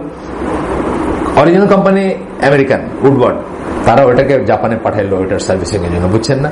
টেকনোলজিক্যালি তারা এই পর্যায়ে গেছে। কিন্তু আপনি জাপানের সাথে রাস্তায় কথা বলে দেখেন, ক অক্ষর গোমাংস ইংরেজি, যদ্দূর দরকার তদ্দূর, বইয়ের দরকার, অঙ্ক দরকার, ইকুয়েশন দরকার, এটা জানে ঠিক, দেখছেন না ব্যাপারটা? সেইটুকু আপনাকে শিখেন, সেইটুকু ইংলিশ কিন্তু আমরা ডিসকারেজ করি না এই সোসাইটিতে। বাট তার বেশি যেটুকু শিখে আমরা কি হুনুরে মনে করি, এটা মানে ডেফিনেটলি গোলামি। এবং ডেফিনেটলি এই গোলামির থেকে যতদিন বের হতে না পারবেন ততদিন আপনার অনেক কিছু হবে, ইসলাম খেলা হবে, কিন্তু ইসলাম হবে না, হওয়ার কথা না আর কি। এটা যত তাড়াতাড়ি বোঝেন তত লাভ আর কি। ইংলিশ মিডিয়াম এই কথা বলতেছে আর আমাদের ওই মসজিদের যিনি ওই যে ফজলুর রহমান ভাই, উনি আমাকে ওই আইওইউর কিছু ফাইল টাইল দেয়া আমাকে এটা রিকোয়েস্ট করছেন এটা লিখতে, যে যতদিন আমরা পশ্চিমাদের অনুকরণ ত্যাগ না করবো ততদিন ইসলামের কিছু হবে না। এটা উনি আমাকে রিকোয়েস্ট করছেন একটা বই লিখতে। আমি বললে বুঝি না যে লেখার জন্য দিচ্ছেন না, পড়ার জন্য দিচ্ছেন। তারপর উনি বলছে আপনি এটা লিখবেন। ওই যে আমি ইসলামের যে ক্রস করছি ওইখানে, ওইটার সাথে উনি মিলাই বলছেন। তা আমি বলছি যে ঠিক আছে, আরেকটা বই আমি বাসায় ছিল ধরেন প্রায় 10 বছর আগে বা আরো বেশি আগে কেনা, কিন্তু বইটার হাফ পড়ে আমি বন্ধ করে দিচ্ছিলাম পড়া। ওই বইটা পড়তেছি, ওটা শেষ করে। ওইটা হচ্ছে অক্সিডেন্টোসিস, আপনারা নাম শুনছেন কিনা জানেন না বইটার। অক্সিডেন্ট মানে কি? পশ্চিম। আমরা কি বলি? অরিয়েন্ট আমরা না, অক্সিডেন্ট হচ্ছে ওরা। অক্সিডেন্টোসিস মানে পশ্চিমা রোগ আর কি, পশ্চিমা হওয়ার রোগ বা পশ্চিমাদের অনুকরণ করার রোগ। এটা নিয়ে বইটা লেখা একজন ইরানিয়ানের, বাট এটা ট্রান্সলেট করছেন বার্কলির একজন টিচার হামিদ আলগার, উনি করছেন। বার্কলি থেকে এটা বাইরেছে, বার্কলি ইউনিভার্সিটি ওইখান থেকে বাইরেছে এটা। তো এই বইটা আমি হাফ পড়ে রেখে দিয়েছিলাম। এই বইটা পড়তে হবে, মানে ওইটা স্কোয়ার আপ করতে হইলে। যদিও এটা অত রিলিজিয়াস না, কিন্তু পশ্চিমার রোগ যে আমাদের আছে এটাকে খুব সুন্দর ফুটায় তুলছে না, যে আমরা যে অনুকরণ করতে চাই তাদের বা তাদের মতো হইতে চাই। ওয়ালাইকুম আসসালাম। তো এখন কি বললেন এখানে যে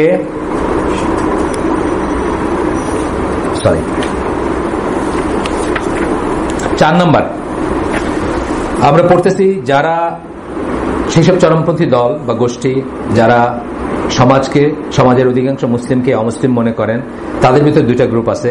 একটা গ্রুপ মনে করেন যে তাদের বিশ্বাসটা বা মনে করাটাকে হাইড করে তারা উপরে একটা ভাইল দেওয়া বলে না, ভাইল দিয়ে চলবেন। মানে ভাইল দেওয়া কোন দেশের কথা আমি জানি না, এটা কি চিটাং নোয়াখালী আমাদের ওইদিকে বোধহয় চলে না, মানে কুমিল্লা সিলেট, হ্যাঁ না আপনার মাগুরে বাইল দেওয়া বোধের নাই না, মাগুরের দিকে নদীর ওই পারে এইসব কথা নাই আর কি, এই পারের কথা। আপনার বাড়ি কই জানি বলছিলেন ভাই? বরিশাল, পটুয়াখালী। তাহলে আপনি এই পারেই পড়তেন আর কি, মানে বলতেছি যে উত্তরবঙ্গ বা সভ্যবঙ্গ আর অসভ্যবঙ্গ একটা ভাগ আছে না, আমরা চিটাং ডিভিশনে পড়ছি। মানে বিএনসিসিতে আমাদের নেয় নাই, কিন্তু আমরাও অলিখিতভাবে বিএনসিসির অংশ আমি মনে করি নিজে। বরিশাল, নোয়াখালী, কুমিল্লা, চিটাগং বিএনসিসি। ইসের সময় বলে, খুব শর্টকাট বলে, আমাদের বিয়ে হ্যান্ডেল করি বিএনসিসি কেউ না হলে ভালো হয়, বুঝছেন? মানে শর্টকাট বলে দিল আর কি, 4টা ডিস্ট্রিক্ট বাদ, মানে 4টা ডিভিশন বাদ বলতে গেলে। এখন তো সিলেটে একটা ডিভিশন, চিটাগং একটা ডিভিশন, কুমিল্লা কি ডিভিশন হয়েছে? হয় নাই না? আচ্ছা, 2 ডিভিশন আর বরিশাল ডিভিশন। তো তাহলে বিএনসিসির ভিতর 3টাই বাদ, কিন্তু 3টা বিভাগ বাদ। এগুলো জাহেলিয়াত, আসলে এগুলো জাহেলিয়াত, এগুলো আমাদের প্রমোট করা উচিত না। কুফু বলে একটা কথা আছে, হ্যাঁ আপনি কৃষক, আপনার উচিত আপনার ছেলের জন্য একটা কৃষকের মেয়ে দেখা, দ্যাট ইজ ওকে ফাইন, এটা ইসলাম কিন্তু ই করে, কম্প্যাটিবিলিটি একটা ব্যাপার আছে, তাই না? এখন যদি ইউনিভার্সিটি প্রফেসরের মেয়েরে যদি আমি নিয়ে কৃষকের ছেলের সাথে বিয়ে দিই, এখন সিজনের সময় অগ্রহায়ণ মাসে ধান তোলার ব্যাপার আছে, ওগুলো আমি তো জীবনে ধান দেখি না, তুলবো কি? হ্যাঁ, এটা সমস্যা, এটার জন্য কুফু ঠিক আছে। কিন্তু এই যে এইগুলা আপনার এই যে প্লেগ কি বলি, এগুলো আমরা প্যারোকিয়ালিজম বলি, আমি নোয়াখালী বিয়ে করবো না, আমি উত্তরবঙ্গে যাব না, বুঝছেন না? এইগুলো ঠিক না, মুসলিম হিসাবে এগুলো ঠিক না। আপনারা সাহাবীদের লাইফ দেখেন বা তাদের চয়েস দেখেন, বা এখনো আপনি তাদের চয়েস দেখেন, এখনো মানে আমাদের আলেম যারা তাদেরই দেখেন, তারা কিন্তু এগুলা ই করেন না। তো কুফুটা একটা জিনিস আছে, কুফুটা তো বলেন, আর একটা বলেন উর্ফ, বলেন একটা জিনিস উর্ফ, মানে যেখানে যেটা ই করা। ধরেন এই সমাজে শাড়ি পরে সবাই, আপনি চট করে বললেন যে সবাই কামিজ সালোয়ার পড়তে হবে, এর কোনো কথা না। আমি তো মনে করি, আমি পার্সোনালি বিশ্বাস করি, পর্দা করতে চাইলে শাড়ি দিয়ে অনেক বেটার পর্দা করা যাবে, কারণ 12 হাত কাপড় আছে এখানে। কিন্তু কোনো কামিজ সালোয়ার দিয়ে আপনি সিঙ্গেল গার্মেন্টসে নামাজও পড়তে পারবেন না, বাইরে যেতে পারবেন না, বিকজ আপনার শরীরের শেপ দেখা যায়। বুঝেন নাই কথাটা? তো এটা উর্ফ এবং কুফু যদি দেখেন, আমি শাড়ি পরার ভিতরে কোনো কিছু ভুল দেখি না, যদি সে ওইরকম করে পড়ে। শাড়ি এমন একটা জিনিস যেটা ওইরকম করে পড়লে ঢেকেও পড়তে পারবে, আর খুইলা পড়তে চাইলে ম্যাক্সিমাম খুইলাও দেখাতে পারবে। আমি তো দেখছি ওরা শাড়ি মানে অন্য কাপড়ের উপর শাড়ি পেঁচায় রাখে। এই যে সোমালিয়া, আপনার গেছি আমি, কি নাম, ওই যে এরিত্রিয়া, ওই ইথিওপিয়া যেটাকে বলে, তারপরে আপনার গেছি ওই যে তানজানিয়ার সোমালি মেয়েরা আছে, সুদানি মেয়েরা আছে, তারা কিন্তু সবকিছুর উপরে আবার একটা শাড়ি পেঁচায় রাখছে। কেন? সেটা শরীরের শেপটাকে ঢেকে রাখে, সেই জন্য। সুতরাং আমরা ওই রাতারাতি সবকিছু চেঞ্জ করে দিব সেরকম কিছু করব না, কিন্তু এট দ্য সেম টাইম আমি বলতেছি উর্ফ, যেটাকে উর্ফ বা কুফুটাকে সম্মান করাটাই ইসলামই করে। যে সোসাইটিতে যেটা স্বাভাবিক বলে মনে হয় সেটাকে রেসপেক্ট করে ইসলাম, সেটাকে রাতারাতি ভেঙে দেওয়ার দরকার নেই। সুতরাং আপনি কৃষকের ছেলে, আপনি একটা কৃষকের মেয়ে আনলে আপনার ফ্যামিলিটা ভালো চলতো বা চলবে। আবার যিনি ইউনিভার্সিটি টিচার, তার মানে আমাদের বিয়েটা অসবর্ণ হয়েছে, আমার বিয়েটা, সেই জন্য আমি আপনাদের এত কথা কইতেছি, কারণ আমার বউ ছিল ইউনিভার্সিটি টিচারের মেয়ে, আর আমার বাপে তো ব্যবসা করছে। তো যখন আইসা আমার বউ আমাদের বাসায় এসে দেখলো যে এটা 50,000 টাকা ধার নেই, আমার 50,000 টাকা ধার দেয়, আমার বউ তো মাথা খারাপ, এটা ঘুমাই কেমনে? কারণ আমার বউয়ের বাপের ওই সময় তখনকার দিনে হয়তো 5,000 6,000 টাকা যাই স্যালারি ছিল, উনি আইনা ওরা ওয়াইফের হাতে দিয়ে বলতো, এই আমার সমস্ত ইনকাম, ডাইল খাইলেও তোমার, পোলাও খাইলেও তোমার, শেষ, এর ভিতর চলতে হবে, আর কিছু নাই কথা, ধার কর্জের কোনো ব্যাপার নেই। সে এখানে এসে চিন্তা করে যে এরা ঘুমাই কেমনে, 50,000 টাকা ধার আছে, এরা ঘুমাইতেছে কেমনে নিশ্চিন্ত। এটা হলো কি, এই যে অসবর্ণ বিয়ে হয়েছিল আমাদের, এইটাতে সমস্যা হইতে পারে। যে বললাম ইউনিভার্সিটি টিচারের মেয়ে যদি এখন আরেকটু করে যদি ধান বানার ঘরে যায়, তাহলে তো সমস্যা, বিশাল সমস্যা। সে ওইখানে অহেতুক অকর্মণ্য হবে একজন, তাদেরও প্রবলেম, তারও প্রবলেম, তাই না? এটাই দেখবেন, কুফু দেখবেন, ঠিক আছে, অসুবিধা নেই।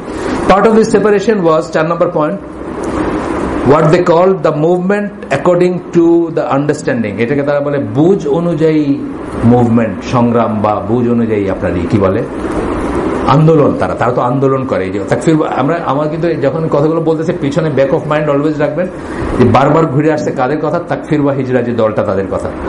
তাকফির বা হিজরা খুব মারাত্মক ধরনের চরমপন্থী একটা দল ছিল, যারা পৃথিবীর সবাইকে কাফের মনে করতো নিজেদের ছাড়া, এবং তারা বহু মানুষের মৃত্যুর জন্য দায়ী, এবং নিজেরাও মরে গেছে বা টুকরা টুকরা হয়ে গেছে। তাদের কথাগুলো ঘুরে ফিরে আসবে এখানে। 60s কথা, 1960 দশকের কথা, ওই সময়কার তারা আর কি, এবং এই গত কয়েক শতাব্দীর সবচেয়ে চরমপন্থী দল ছিল তারা আর কি। তাদের রেফারেন্স আসবে একটু পরে, আবার বারবারই আসছে, আবারও আসবে ইনশাল্লাহ। তো এখন যেটা বলতেছেন যে The movement according to the understanding hypothesizes মানে hypothetically বলে আর কি, that every individual should be dealt with according to what he is prepared for. এটা কি কোন এলাম নামাজের?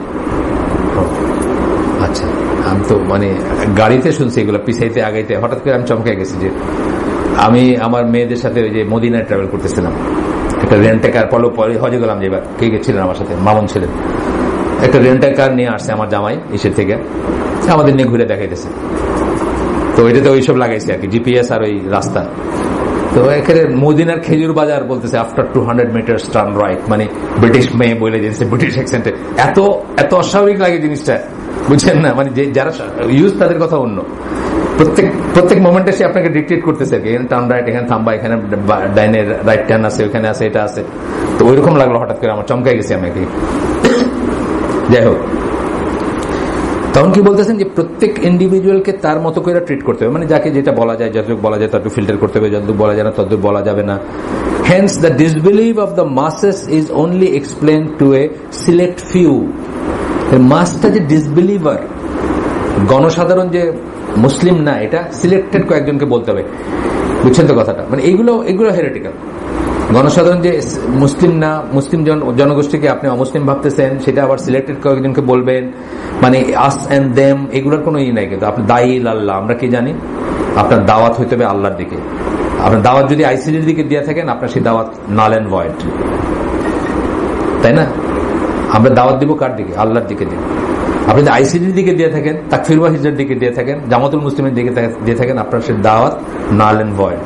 দাওয়াত হইতে হবে শুধু আল্লাহর দিকে। আমরা এই বইটা শেষ করছি এখানে, এই যে methodology of the prophets in calling to Allah, নবীদের দাওয়াতে নিতে, এখানে আমরা হালাকায় করছি আগে, এই জন্য অনেকেই জানেন হয়তো যে প্রথম 7টা পয়েন্ট আসবে যে মানে কাদেরকে। আমরা একদিন ওই 7টা পয়েন্ট নিয়ে আলোচনা করবো পরে, এটা শেষ হোক। আচ্ছা, এরপরে কি বললেন? ইন সামারি বলতেছেন, the driving force behind the emotional separation approach is, মানে কিসে তাদেরকে এই কাজটা করায়, সেটা কি? সেটা হচ্ছে to deal with a member of the society on an outward level as if he were Muslim, while separating from him in an internal psychological level as if he is a disbeliever. তাহলে মেশামেশির ব্যাপারে দেখাবেন যে as if সে মুসলিম, কিন্তু ভিতরে দিয়ে আপনি কিন্তু তাকে আসলে কাফির জ্ঞান করেন। এইটা হচ্ছে তাদের চালিকা শক্তি বা তাদের কথা। This is the necessity of the belief that he is a disbeliever and it is obligatory to oppose him and to bring him harm. কিন্তু ভেতরে থাকবে কি? যে সে ডিসবিলিভার এবং তার ক্ষতি করার ইন্টেনশন থাকবে ভিতরে, বুঝছেন তো? এটা কিন্তু মুনাফিকের পর্যায়ে চলে যাচ্ছে। একজন কাফেরকেও কিন্তু আপনি এইভাবে ক্ষতি করতে পারেন না। একজন কাফেরকেও কিন্তু আপনি, যে আমরা জেহাদের 3টা শর্তের ভিতরে একটা কি জানি? শত্রু মিত্র পৃথকীকরণ একটা জিনিস, কোনো গ্রে এরিয়া থাকবে না। আমরা মক্কা বিজয় থেকে এটা দেখি, আল্লাহ রাসূল বলছেন যে হুয়েভার এই জায়গায় থাকবে দে আর সেফ, আর যে রাস্তায় থাকবে হি ফেসেস আস, বুঝছেন না? শত্রু মিত্র পৃথকীকরণ, এটা কিন্তু জিহাদের একটা কন্ডিশন। সেখানে কি করতেছে যে ভিতরে ভিতরে আপনি তারা ডিসবিলিভার ভাববেন এবং ম্যাক্সিমাম হার্ম করবেন তার। যে জন্য আমরা দেখি মুসলমান মারে না, এখানে এই দেশেও মারে, অন্য দেশেও মুসলমান মারে। আচ্ছা, এরপরের সেকেন্ড গ্রুপটা পড়বো আমরা। কটা হচ্ছে? 10 মিনিট ইনশাআল্লাহ। আজকে আমি নবীনগর যাবো, এমনি জানাই রাখলাম আপনাকে, কারণ আপনি তো আপনার আমাদের সাথে ইসের ওই কি বলে আলামিন মসজিদের প্যাসেঞ্জার। আজকে আমার আকরামের সাথে একটু দরকার আছে, এই জন্য একটু যাবো নবীনগর ইনশাআল্লাহ। আপনি যাবেন নবীনগর? আর কেউ যাচ্ছেন? আর কেউ মানে গাড়ি যাচ্ছে নাকি? আর আমি জানতে চাচ্ছি, আপনার তো 1, 2, 3টা গাড়ি আছে, 3টা গাড়িতে আপনারও যাচ্ছে, 4টা গাড়ি, 4টা গাড়িতে চিপাচুপি করে চলে যাবো আমরা ইনশাআল্লাহ, যারা যাইতে চাই। আচ্ছা, সেকেন্ড গ্রুপটা কি বলে? Complete separation of the explicit or the explicit one. এরা বলবে যে না, এটা হল তাকফির ওয়া হিজরা। প্রথমটা তাকফির ওয়া হিজরা মাইনাস একটু কম আর কি, আর এটা হল তাকফির ওয়া হিজরা। মাহির বাকরি তাকফির ওয়া হিজরা একজন থিঙ্ক ট্যাঙ্ক, মানে লেখক ছিলেন বা এই ছিলেন, তার বই থেকে আসতেছে এটা। বইয়ের নামে হচ্ছে আল হিজরা। The second approach implied a complete separation from the society. Totally আপনার সোসাইটি থেকে আলাদা করে দিবেন, কারণ এরা মুসলমান না, এরা মুসলমানের মতো চলে না। আপনাদেরকে যারা এখন সবাই প্রায় নতুন, খুব পুরান খুব বেশি নাই, শামীম হাসান ও আছে কিছু, বা অনেকে নতুন আছেন, এই গল্পটা তো বলা হয় নাই। ঢাকাতে আমার ওয়াইফ যখন এখানে হালাকাড়াকা করতো বা মানুষের সাথে মিশতো, তখন এক ডিসির ওয়াইফের সাথে পরিচয় হলো। উনি অনেকদিন হাজব্যান্ডের সাথে থাকেন না, কারণ হাজব্যান্ড তাগুত, হাজব্যান্ড হলো সরকারের চাকরি করে, বুঝছেন না। উনি করছেন কি, ওনার বাচ্চা মেয়ে 14-15 বছরের মেয়েরে এক ওই কি বলবো ইখলাস আলা ভাইয়ের সাথে বিয়ে দিচ্ছেন। সেই তার মাহারাম, তারে নিয়ে উনি থাকেন, হাজব্যান্ড আলাদা থাকে। তো আমার বাপের সাথে তার পরিচয় হলো, তখন বললো যে আপনি কি ডিভোর্স নিয়েছেন? বলেন না। বলে সেই দিন থেকে আজ দিন পর্যন্ত প্রত্যেক রাত আপনার ফেরেশতারা লানত করতেছে, সেটা আপনি কি করবেন? তাড়াতাড়ি যান, মাফ চান ওই লোকের কাছে, হয় ডিভোর্স নেন, নাহলে তার পায়ে ধরে মাফ চান, তার কাছে দাবি ছুটায় নেন এবং তার সাথে ঘর করেন। আপনার এইগুলো যেগুলো বলছে সব মাথা নষ্ট। আপনারা বলছে সরকারি চাকরি করলে কি সে কাফের হয়ে গেছে? সরকারি চাকরি করলে সব কাফের, মানে ওই গ্রুপটা আর কি, বুঝছেন না। তারপরে সেই মহিলা ফিরে গেছেন তার হাজবেন্ডের কাছে এবং আমার ওয়াইফকে জানাইছেন যে আমি ফিরে আসছি। মাঝখানের বছরগুলো কে দিবে, মানে কে করবে? আচ্ছা, হাজবেন্ড মাফ করে দিতে পারেন, সেটা অন্য জিনিস, কিন্তু একটা মানুষের তো একটা দাম্পত্য নিডও আছে। এই বছরগুলো তিনি কি দিয়ে কম্পেনসেট করবেন? মানে এইরকম আর কি, মানে 2 ছত্র কোরআন পড়ছে, 2 ছত্র ইন্টারনেটে দেখছে, একটা কিছু একটা ফাইল দেখছে, একটা বই পড়ছে, বাস। আপনার তো বিয়ে নাই, মানে আমি দেখবো আরো পরে, ওই যে বলবে মাকে বোনকে তারা অন্যখানে বিয়ে দিয়েছে, যে এই লোকের সাথে তোমার বিয়ে নাই, তুমি অন্য ডিভোর্স ছাড়াই অন্যখানে বিয়ে দিয়েছে, এটা দেখবো পরে, আসবে এখানে লেখা আছে। দ্যাট ইজ দ্য হিজরা। মাহির বাকরি বলতেছেন, মাহির নামটা অনেক পুরানো না মুসলমানদের ভিতরে, আমি তো ওইটা মানে নতুন করে আবিষ্কার করতেছি। আমার কাছে কেন জানি মনে হচ্ছে এটা ইহুদির নাম, কারণ এই যে ইসে গেলে আপনি দেখবেন, নিউ ইয়র্কে আমরা যাইতাম তো, নিউ ইয়র্কে ওই টার্মিনালের ক্রেনের উপরে লেখা ছিল মাহের। তা আমার কাছে মনে হচ্ছে যে ইহুদি, মসজিদুল হারামের ইমামের নাম মাহির, বুঝছেন না, মানে এটা অনেকদিন ধরে আছে, এটা জ্ঞান ছিল না আমার আর কি। যাই হোক, ওইখানে মাহের দেখতাম যে ইহুদিদের ওই ব্যবসার ক্রেন কোম্পানি, বা আমার এজুম করে নিয়েছি যে এটা ইহুদিদের ব্যাপার এবং ইহুদি নাম এটা। আচ্ছা, that is Hijrah. However, what is the state of the Muslims before it? বলতেছেন উনি কি সম্বন্ধে বলতেছেন? হিজরতের সম্বন্ধে বলতেছেন। কোন হিজরত? মদিনার, মক্কা থেকে মদিনায় যে হিজরত, সেটা কথা বলছে। তার আগের অবস্থা কি ছিল মুসলমানদের? উনি প্রশ্ন করতেছেন, what should they do in the period before the Hijrah, during this period. উনি ওটার সাথে নিজেদের করে ফেলতেছেন। এই সময় কি করবে? Muslims have important task that they shall work to fulfil. This include, এর ভিতর কি আছে, কি কাজ করবে সেটার ভিতর কি আছে? Separating from the disbelievers to the best of one's ability. অবিশ্বাসী থেকে নিজেদেরকে সেপারেট করে ফেলবে। And according to whatever efforts they can perform in every matter. সব ব্যাপারে যতটুকু পারে আলাদা করে ফেলবে নিজেদের। যেটা আপনাদেরকে বলছি যে এখানে আমার পরিচিত একজন মানুষ, এখন উনি কোথায় আমি জানি না, বা এখন কি অবস্থা জানি না, আজ থেকে ধরেন 2005-এর কথা বলতেছি, 10-11 বছর আগের কথা, 6-এর কথা, 5-এর কথা, 7-এর কথা। উনি একটা বাসায় তার সমমনাদের সাথে নিয়ে করতেন। উনি কোনো মসজিদে নামাজ পড়তেন না, কোথাও যাইতেন না, ওইখানে তাদের জামাত হইতো, তাদের নামাজ হইতো। এটা হলো সেপারেট করে ফেলছেন ওকে নিজেকে। উনি আর ভান করতেন না যে সবার মতোই, উনি সেপারেট করে ফেলছিলেন। তারপরে আরেকজন আছিলেন, মেহেরপুর বাড়ি ওনার, চীনের অনেক হয়তো, হাসানুজ্জামান নাম ওনার। উনি গভর্নমেন্ট কলেজের টিচার ছিলেন এবং এই জামাতুল মুসলিমের একটা সেক্টরের সাথে ছিলেন বা কিছুর সাথে ছিলেন। উনি ওইখানে একা নামাজ পড়েন মেহেরপুরে, মানে পড়তেন আর কি, এখন কি অবস্থা আমি জানি না। ওই গভর্নমেন্ট কলেজের টিচার ছিলেন উনি এবং ওই অ্যাডমিনিস্ট্রেশনে ছিলেন, ওই বোর্ড টোড মার্কা কিছুতে, মেহেরপুর বাড়ি। তো এরকম আর কিছু মানুষ ছিলেন যারা এটা প্রিচ করেন, বা যারা এখনো আছে যারা নিজেরা নামাজ পড়েন বা করেন। অনেক হঠাৎ মনে হলো কেন উনি অনেক লেখালেখি করতেন, অনেক ইন্টেলেকচুয়ালি অনেক ছিলেন, মানে পড়াশোনা করা মানুষ, বা ফুল প্রফেসরই ছিলেন আমি যতদূর জানি আর কি, প্রিন্সিপাল হয়ে বোধহয় অথবা ভাইস প্রিন্সিপাল হয়ে রিটায়ার করছেন। তো তারপরে উনি এই মতবাদ পোষণ করতেন আর কি। আচ্ছা, এখন তারপর কি বলতেছেন? ইন ম্যাটার্স অফ ওয়ারশিপ, আমাদের জন্য সবচেয়ে ইম্পর্টেন্ট কি? আমাদের কিন্তু যত কিছুই বলবো আমরা যখন কনসিডার করবো সবচেয়ে ইম্পর্টেন্ট কি ম্যাটার্স অফ ওয়ার্শিপ। আকীদার কথা আমরা যখন বলি ম্যাটার্স অফ ওয়ার্শিপে আকীদাটাই সবচেয়ে ইম্পর্টেন্ট। কিন্তু তার কারণ কি বলি আমরা, যে যুগে যুগে নবী পয়গম্বরকে পাঠানো হয়েছে এইটা কারেক্ট করার জন্য, তাওহীদ উলুহিয়া যেটা ইবাদতের ব্যাপারে যে তাওহীদ, এইটাকে কারেক্ট করার জন্য কিন্তু পাঠানো হয়েছে। সুতরাং যখন আমরা প্রায়োরিটি দিব যে আমরা কোথায় বেদাত ত্যাগ করব, আগে কোথায় নব্য প্রথা ত্যাগ করব, সবকটাই আমরা করব, কিন্তু প্রায়োরিটি আসবে প্রথমে অ্যাক্ট অফ ওয়ার্শিপে, বুঝছেন তো, মানে ইবাদতের ব্যাপারগুলোতে আসবে।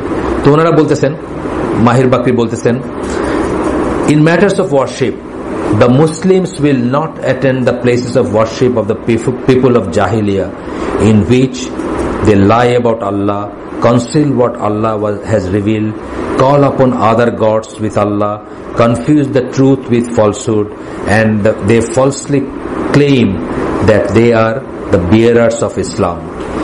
এই কথাগুলা কিন্তু একেবারে ফালাই দিতে পারবেন না, এখানেই কিন্তু ইয়াং জেনারেশন ধরা খায়। কথাগুলা কিন্তু ঠিক, কিন্তু রংলি অ্যাপ্লাই করা হয়েছে। হুকুমদাতা কেবল আল্লাহ, এই আয়াতটা যখন খারেজিরা কোট করে, আলী রাদিয়াল্লাহু বলছিলেন কোট করা ঠিক আছে কিন্তু ইন্টেনশনটা রং, যে পারপাস নিয়ে কোট করতেছে সেটা ভুল, কিন্তু জিনিসটা তো ঠিক।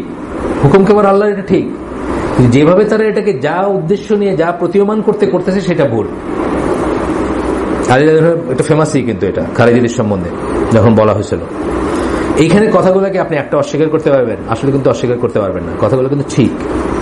যেমন যদি আপনি জাহিলিয়া মনে করেন, এটাকে জাহিলি সোসাইটি মানে কি, রাসূল সাল্লাল্লাহু আলাইহি ওয়াসাল্লামের আগে, ইসলামের আগের সোসাইটি যদি মনে করেন, যদি হইতো এটা যেটা জাহিলি সোসাইটি, সেখানে কথাটা ঠিক, সেখানে কথাটা ঠিক, কিন্তু জাহিলি সোসাইটি না। এটাকে আমরা এই বইতেই পড়ছি যে আপনি একটা মুসলিম সোসাইটিকে জাহিলি সোসাইটি বলতে পারেন না চাইলেই।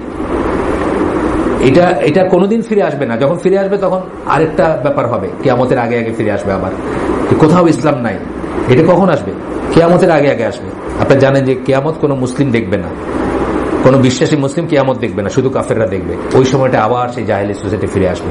কিন্তু যে সেন্সে জাহেলি সোসাইটি বলতেছেন কোথাও আল্লাহর দিন নেই, কোথাও আল্লাহর ই নেই, সেটা এখন একটা মুসলিম সোসাইটিকে আপনি বলতে পারেন না। পয়লা স্টেপেই ভুল, কিন্তু বলতে পারলে কথাটা ঠিক ছিল। প্রত্যেকটা কথা ওইভাবে যাবে যে বলতে পারলে ঠিক ছিল, বলতে পারলে ঠিক ছিল, হইলে ঠিক ছিল, কিন্তু আপনার কথাটা ঠিক না, আপনি যেটা অ্যাজিউম করে বলতেছেন ওইটাই ঠিক না। তো সেকেন্ড কি বলে, in which they lie about Allah, আল্লাহর ব্যাপারে মিথ্যা কথা বলে। হ্যাঁ, আল্লাহর ব্যাপারে মিথ্যা কথা, এই যে ধরনের ঢালাও ভাবে মিথ্যা কথা। মক্কার সোসাইটিতে কি করতো বিফোর রাসূল সাল্লাল্লাহু আলাইহি ওয়াসাল্লাম, আল্লাহর ব্যাপারে তার ঢালাভাবে মিথ্যা কথা বলতো। মুসলিম সোসাইটি বলতে এখন কি আছে, অজ্ঞতা বশত হয়তো একটা জিনিস জানে না, মিথ্যা বলছে, মিথ্যা মানে ভুল বলছে। হ্যাঁ, সেটার জন্য তো আমরা জানি যে তাকে আমরা সেটার সাথে যুক্ত হব না, এটা তো আমরা জানি আমাদের দিক নির্দেশনা কি। আপনার যে কোনো ভাই A B C D E F যতজন আছেন, যতক্ষণ আপনি আল্লাহর দিকে আমাকে ডাকবেন, শুদ্ধ পথের উপর আছেন, আপনার সাথে আমি সবকিছুতে যুক্ত হব। যখনই আপনি সীমা লঙ্ঘন করবে, আপনার সীমা লঙ্ঘনের সাথে আমি নাই। এটা তো আমার জেনারেল প্রিন্সিপাল, এটার জন্য আমাকে পুরো সোসাইটি ত্যাগ করতে হবে, এটাতে কোনো কথা না। আমরা দেখছি এটা আগে, আবার আমরা এই জায়গায় বললাম আর কি। তারপরে কি, conceal what Allah has revealed, conceal করে। আপনি কি জানেন যে কনসিল করতেছে, নাকি সে জানে না? এটাও হতে পারে সে জানে না, জানে না। জেনে যদি কেউ করে সে হলো জ্ঞান পাপী, সেটা তো মারাত্মক জিনিস। যেমন ধরেন এই হ্যান্ডশেকটা যে সুন্নাহ, এটা সে জানে না, গ্রামের হুজুর জানে না, সে তার 3 পুরুষ ধরে দেখছে যে 2 হাত দিয়ে এই করে এরকম করে চুপচুপ করে মুসাফা করবে, আর সে মনে করছে ওইটাই অ্যাপারেন্টলি, তো ওইটাকে খুব মাইল্ড এই মনে হয়, হিউমিলিয়েশন মানে হিউমিলিটি আলা মনে হয়। আপনি নিজেকে হিউমিলিটেড করছেন, নরম হয়ে আপনি হাতটা 2টা হাত দিয়ে ধরতেছেন, তারপর বুকে লাগায় চুপচুপ করতেছেন, এটা মনে হয়। কিন্তু সে ওটার উপর একজন করতেছে, জানে না। কিন্তু জেনে যদি কনসিল করে তাহলে অবশ্যই সে জ্ঞান পাবে। কিন্তু তাই বলে কেউ সমাজ পুরোটা ছেড়ে দিব আমরা না, আমরা এখানে তাহলে আসতামই না। আসে আপনি যদি এই মেথোডলজি ফলো করতেন তা আমরা এখানে আসতামই না। আমার তো মাইরে ফেলতেন আপনি আসতে 30 বছর আগে, তাই না? আমি এখানে বসে আর এই হালাকা করতে পারতাম না যদি আপনি এই মেথোডলজি ফলো করেন। এখানকার সবাই বাপরা যারা, অথবা সবাই যারা আমার কাছাকাছি বসে তারা নিজেরা, আর নাহিল তাদের বাপেরা, সবাই মেরে ফেলতো না সবাই, সব এই মেজারে সব নাই। সুতরাং এটা আমরা করব না। তারপরে কি বলতেছেন, কল আপন আদার গডস উইথ আল্লাহ। কয়জন করে, কয়জন মুসলিম কল আপন আদার গডস, কল আপন আদার গডস কয়জন মুসলিম? এইখানে কেউ আছেন? এখানে কেউ নাই। তা আমাদেরকে ছেড়ে যেতেছে, সে আমাদের প্রতি অন্যায় করতেছে না? আমাদের সাথে তো নামাজ পড়বে না, তারা অন্যায় করতেছে না? বাস আজকে যে আমি নবীনগর মসজিদে যাব, আমি তো মনে করি যে একজন মানুষও নাই যে কল আপন আদার গডস, তো এই সমাজটাকে ছেড়ে যে চলে যেতেছে, যে থাকবে না, সে অন্যায় করতেছে না। With Allah confuse the truth with falsehood. হ্যাঁ, এটা করে, কেউ যে করে না তা না। আপনি কুতুববাগ মাইক লাগাই কি করে? এই কাজই করে। কুতুববাগ মাইক লাগাই এই কাজই করে। আমরা তো কুতুববাগে যাই না, কুতুববাগের ওসিলা কি তুমি আমাদের ছেড়ে চলে যাবা? কেন? আমি কি করছি? And they falsely claim that they are the bearers of Islam. Falsely claim bearers of Islam, কেউ কাউকে ক্লেম করতে পারে না। আমরা তো জানি bearers of Islam বলে কিছু নাই। bearer of Islam বলে আলোচনা জামা কি বলে, আল্লাহ এবং রসুল যার উপর, আল্লাহ রসুল এবং তার সাহাবীরা যার উপর ছিলেন সেটাই হচ্ছে আমাদের পথ। আপনি আমার বুঝাই দেন, আপনার এটা, আপনি মিলাদ পড়েন, এটা আছে, আমি আপনার পথে আছি। আপনি বুঝাই দেন যে এইভাবে সমাজ সংসার চলে যাওয়া, ছেড়ে দিয়া সব মানুষকে কাফের জ্ঞান করাটা আল্লাহ এবং আল্লাহ রসুলের তরিকা, আমি আপনার সাথে আছি। কিন্তু আপনি সেটা দেখাইতে পারবেন না। আমি তো জানি মদিনার মসজিদ থেকে জানা মুনাফিক কেউ কোনোদিন কেউ না করেন যে আইসা নামাজ পড়তে। জানা মুনাফিক, ডিক্লেয়ার মুনাফিক, রাসূল সাল্লাল্লাহু আলাইহি ওয়াসাল্লাম নাম বলে গেছেন, তাকে কেউ বারণ করে নাই যে ভাই তুমি আমার এখানে নামাজ পড়তে আইসো না, মুনাফিক। এটা বলেন, সবার জন্য খোলা ছিল না? এখনো খোলা আছে। এই পয়েন্ট অফ ভিউ থেকেই কিন্তু মদিনায়, মক্কায় এখনো তারা বার করে না মানুষকে। তারা সবাই জানে যে 8 রাকাত তারাবিটাই ক্লোজ টু কারেক্টনেস। তারপরেও তারা যেহেতু আজামিরা আসে, বাইরের লোকেরা আসে এবং এটা জায়েজ, সেই জন্য তারা এটাকে বারণ করে না। তারা সবাই একসাথে অ্যাকোমোডেট করে। মুসলমানদের বেসিক নিয়ম হচ্ছে তারা অ্যাকোমোডেটিভ হবে। তারা সবাইকে প্লাস করতে যাবে, মাইনাস করতে যাবে না। মাইনাস করা খুব ইজি, প্লাস করা কঠিন। তারা চেষ্টা করবে তাদের ফোল্ডে যত বেশি মানুষকে নেওয়া যায়। হ্যাঁ, যদি একদম না পারি সেটা করবো না, at the expense of my আকিদা, মাই মানহাজ, আমি করবো না। কিন্তু তাছাড়া যদি এটাকে রেখে আমি এখানে লিখে দিতাম যে মিলাদ পড়ে নেই ঘরের ভিতরে ঢুকবেন না, আমার তো দাওয়াত লিমিটেড হয়ে গেল, আমি এই 4-5 জনের ভিতরে শেষ। এখানে হইতে পারে যে একজন মিলাদ পড়া লোক একদিন আসছে, একজন পার্টি করার লোক একদিন আসছে, হ্যাঁ, একজন জিন্স পরা লোক একদিন আসছে, তারপর সে আস্তে আস্তে দাড়ি টুপি হয়ে গেছে। হয়েছে না? হয়েছে তো এই ডেভেলপমেন্ট, আলহামদুলিল্লাহ। সেটার জন্য আমাকে খোলা রাখতে হবে পথটা। এই প্যারাগ্রাফ পড়ে শেষ, জাস্ট একটু রয়েছে, এক line. Similarly, one shall not pray with them even outside of those places of worship. মসজিদের বাইরেও তাদের সাথে নামাজ পড়া উচিত না। মসজিদগুলো তো পড়বেই না, বাইরেও পড়বে না। যেটা বলছিলাম আকরাম ভাইয়ের গল্প আর কি, কোথায় গাজীপুর না টাঙ্গাইল থেকে ওনার সাথে বাহাস, মানে ওনার সাথে বুঝতে আসছে 4 জন। জোহরের নামাজ তারা আলাদা পড়ছে, ওনার পেছনে কেউ পড়ে নাই। আসরের সময় 2 জন পড়ছে, 2 জন পড়ে নাই। মানে বাই আসর 2 জন কনভিন্স হয়েছে যে না, এই লোকটা মুসলমানই, আর 2 জনের তো সন্দেহ ছিল, তারা পড়ে নাই। মানে এই জিনিস আর কি। তো Muslim shall never follow any of the people of Jahiliyyah in prayer. Muslim বলতে উনি ওনার গ্রুপটাই বুঝাইতেছেন, এটা আমরা বলে রাখলাম, এটা তাকফিরুল হিজরার কথা, কিন্তু উনি ওনার দলটাই বুঝাইতেছেন, তার বাইরে কেউ মুসলিম না। The Muslim shall never follow any of the people of Jahiliyyah in prayer. কোনদিন তাদের পিছনে নামাজ পড়া উচিত না। জাহিলিয়ার পিপল, জাহিলিয়াটাই এই যে বলি যে আপনি সৈয়দ কুতুব হয়তো চিন্তা করতেছেন যে আমি কি কইরে গেছি দুনিয়াটাতে, যদি আল্লাহ তাকে দেখেন আর কি, এটা কোনদিন যদি হিসাব হয়। এই টার্মটা কিন্তু উনি শুরু করছিলেন ইউজ করতে, এবং কিভাবে এখন ইউজ হইতেছে দেখেন। সব মুসলমানদের জাহিলি সোসাইটি বানায় শেষ। আচ্ছা, in prayer those who falls, মানে এই যুগে উনি এইটা কয়েন করতে শুরু করছিলেন ওনার লেখালেখিতে, বুঝছেন না? নট সো মাচ মৌলানা মওদুদী, আংশিকভাবে উনিও করছেন, কিন্তু সৈয়দ কুতুবের লেখাগুলোতে আপনি দেখবেন বারবার আসতেছে, এবং এটা কিভাবে এখন অ্যাপ্লাই হচ্ছে দেখেন। সৈয়দ কুতুবের ভুল সেটা, সব বড় স্কলার সৈয়দ কুতুবকে ভ্রান্ত বলেন, এই কারণেই বলেন যে এই বিষটা যে ছড়াই গেছেন, এই বিষ যাচ্ছে না। মাঝে মাঝে বলে যে কর্নেল তাহের বাংলাদেশ আর্মিতে যে বিষ দিয়ে গেছে, এই বিষ মানে আর কত বছর চলবে আমি জানি না। এই যে মারামারির কাটাকাটির যে বিষটা ছড়াই গেছেন, তাই না? মানে এই যে চেইন অফ কমান্ড ভাঙা দিয়া কু কু কু কু, আমরা হয়তো জানি না পৃথিবীতে কত হইতেছে এগুলা। আমরা শুনছি সেই জিয়া রহমানের সময় কতটা নাকি 80টা না 90টা অ্যাটেম্প হয়েছে, তারপরে হয়েছে, চলতেছে না, এগুলা চলতেছে। এই যে বিষটা ঢুকাই গেছেন, এইগুলো, এইসব বিষগুলো সহজে যায় না। সেম এই যে জাহিলিয়া বিষ ঢুকাই গেছেন, এটাই কিন্তু চলতেছে এখন।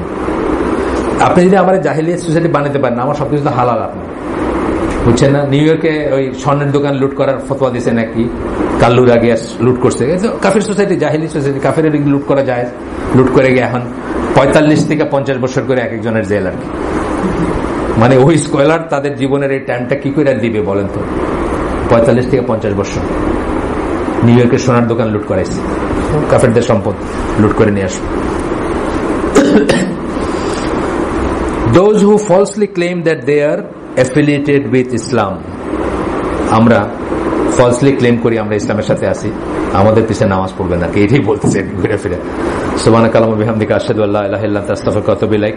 আমরা খুব খেয়াল করে শুনবো, এবং অনেক সময় আমরা বিশেষ করে ইয়াং যারা, তাদের একটা ডিফেন্স থাকে না। তাদের সামনে যখন একটা কিছু কেউ বলে, তারা যেহেতু তাদের জ্ঞান কম, তাদের ডিফেন্সটা নাই যে কি করে এটাকে ডিফিউট করবে, তখন তারা এই ট্র্যাপটাতে পড়ে যায়, বুঝছেন না? কথাটা শুনতে কিন্তু খুব সুন্দর, সত্যি কথা তো। এই বললাম না যে প্রত্যেকটা কথা সত্যি, যদি এটা আপনি কিভাবে আমার উপরে অ্যাপ্লাই করলেন, how much you know about me, আপনি জানেন কিভাবে, কি পড়াশোনা করছেন আপনি, আপনার দলিল কি, আর কোনো কথা নেই। কিন্তু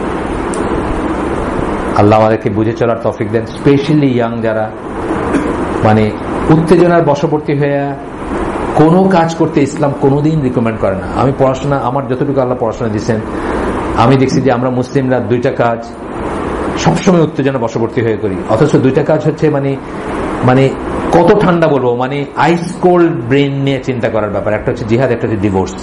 দুইটাই দেখবেন মুসলমানরা কিন্তু ইসের মানে কি বলে ইমোশনাল হয়ে, রাগান্বিত হয়ে অথবা জোশের বশবর্তী হয়ে করে। দুইটাই কিন্তু সবচেয়ে ঠান্ডা মাথায় করার জিনিস। দুইটা মোটেই রাগের জিনিস না, মোটেই রিভেঞ্জের জিনিস না, মোটেই আক্রোশের জিনিস না, মোটেই প্রতিক্রিয়ার জিনিস না। ডিভোর্সও না, এটাও না। কিন্তু আমাদের দেশে 90% বারবার দেখেন না, প্রশ্ন আসে মানে এত রাগ হয়েছে যে কয়ে ফেলছে, এখন কি করবো। এটা রাগের জিনিস না, প্রথম কথা। এটা এইভাবে দেওয়ার জিনিস না, এটা 3 মাসে দেওয়ার কথা, একটা করে দেওয়ার কথা, 3 মাস তার সাথে এক ঘরে থাকার কথা। এন্ড দেন যদি দেন, তাহলে she deserves to be divorce, সোজা কথা। 3 মাস আপনি একটা করে ডিভোর্স দিলেন, একই ছাদের নিচে থাকলেন, পাশাপাশি থাকলেন, you never had a relation with each other, এবং আপনি একবার ফিল করেন না জায়গায় ফিরিয়ে নিতে হবে, তাইলে এটা থাকার জিনিস না। এত ঠান্ডা মাথার জিনিস। জিহাদটাও তাই, কত ঠান্ডা মাথার জিনিস, যে হ্যাঁ কত ঠান্ডা মাথার জিনিস। ওমর রাদিয়াল্লাহু আনহু 4,000 লোকের জীবন বাঁচত একটা জীবন স্যাক্রিফাইস করলে, পসিবিলিটি হিসাবে বলতেছে। একটা দুর্গই করতে গেছেন, একজন লোককে ক্যাটাপল্ট বলতে হয়, যে বাঁশের এই গুলতির মতো বাঁশের আগায় দিয়া এইভাবে করে দুর্গের ভিতরে দিবে, দরজাটা খুলে দিবে, বাকিরা ঢুকবে, বাস শেষ, কেল্লা ফতে। প্রস্তাব দেওয়া হয়েছে, খুব সুন্দর প্রস্তাব। উনি বলছেন যে এই লোকটা যদি ওরা তীর মারে, তীর তো দূর থেকে মারা যায়, বলতে আমরা চামড়া দিয়ে পেঁচায় দিব তাকে, ফাইন, তীর লাগবে না। তারপরে ওরা বলছেন যে ওদের তো উপরের লোক আছে, তখন তো পাথর নিয়ে বসতো উপরে, পাথরই ছিল মিসাইল, পাথর যদি মারে তাহলে তো কি হবে, চ্যাপ্টা হয়ে যাবে না। এইটার সাহাবীরা উত্তর দিতে পারেন নাই। তখন ওমর রাদিয়াল্লাহু বলছে যে আমি একটা লাইফকে এইভাবে আমি নিশ্চিত জেনে এই রিস্ক দিতে পারি না। অর্থাৎ 4,000 লোকের লাইফ সেভ করার একটা পসিবিলিটির জন্য একটা লাইফকে হয়তো স্যাক্রিফাইস করতে চান নাই, যেখানে রিস্ক বেশি আছে। সেখানে আমরা ওই শোলাকিয়ায় যে করছে, সে কি অ্যাচিভ করছে আমার বলেন তো একটু। এখানে যদি এখানে তাদের কোনো রিপ্রেজেন্টেটিভ নাই, তা আমার মাঝে মাঝে জানতে ইচ্ছে করে সে কি অ্যাচিভ করছে, কি লাভ করছে, কি এটা আমার জানতে ইচ্ছে করে। তার কি লাভ করছে, মুসলিম উম্মার কি লাভ করছে, বাংলাদেশের কি লাভ করছে, ইসলামের কি লাভ করছে। 2 মেরে 2 মরছে না, এরকম কিছু তো। একটা হিন্দু বেটি মহিলা মারা গেছে, আর একটা পুলিশ বোধে মারা গেছে, নাকি 2টা পুলিশ মারা গেছে। সে কি লাভ করছে আমার জানতে ইচ্ছা করে। আল্লাহ আমাদেরকে বোঝার তৌফিক দেন। আমরা ইয়াং যারা, আমরা যেন ক্লিন ব্রেনে চিন্তা করি, why we are doing what we are doing, লাভ কার হচ্ছে এটা জন্য চিন্তা করি। প্রত্যেকটা জিনিস আমরা চিন্তা করব, আমার এই অ্যাকশনটার জন্য লাভ কার হচ্ছে, ইসলামের হচ্ছে, বাংলাদেশ হচ্ছে, বা মুসলিম উম্মার হচ্ছে, নাকি যারা ইসলাম বিরুদ্ধ তাদের হাতে আমরা টুলস তুলে দিচ্ছি। এইভাবে চিন্তা করলে বুঝবেন যে আপনার কি করণীয়। বেশি বেশি পিএইচডি করার দরকার নেই, তাহলে এফেক্টটা দিয়ে বুঝবেন যে লাভ কার হচ্ছে। আসসালামু আলাইকুম ওয়া রাহমাতুল্লাহি ওয়া বারাকাতুহু।